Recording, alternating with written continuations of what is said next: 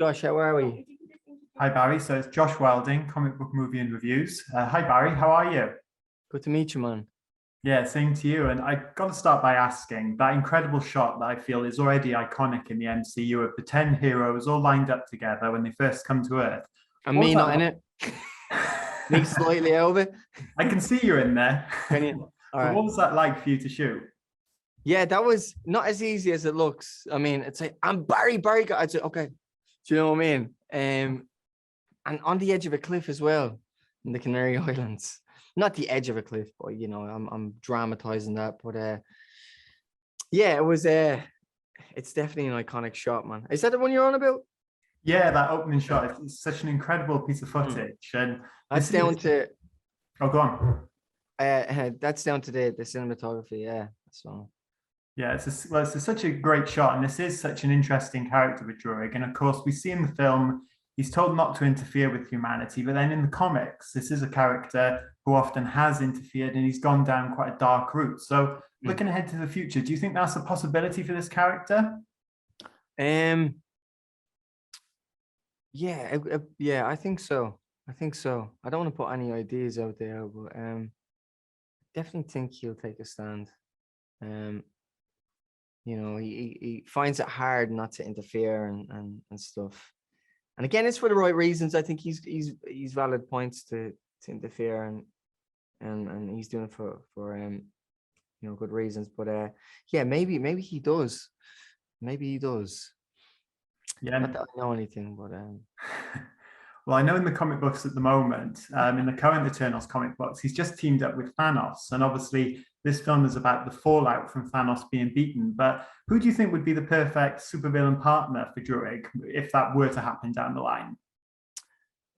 I'm just gonna, throw my favorites out there. So hopefully it happens. Thor. Yeah.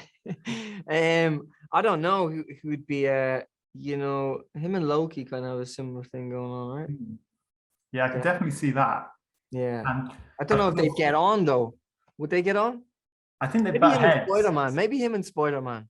That would be very cool. And of course, these films, they're so huge and this is such a massive cast. So I was wondering, were there any maybe scenes, deleted scenes or extended scenes you're looking forward to people seeing down the line that you recall that haven't made it into the final cut? Or did you get a lot of your performance into this one?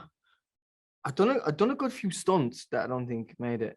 And again, probably for the right reasons, but we do see some stunts that I did do myself, but there was a few more that were kind of cool, which I hope people see.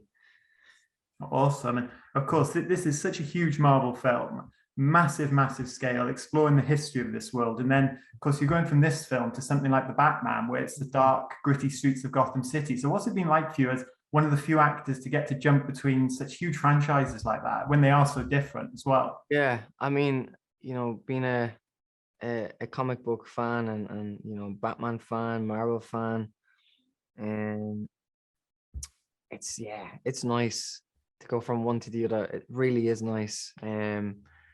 It's a kid's dream, and yeah, I've got all the figurines at home of Spider-Man and Adam West Batman and all from Forbidden Planet and stuff. So I have them as a kid at home. But yeah, it is a kid's dream.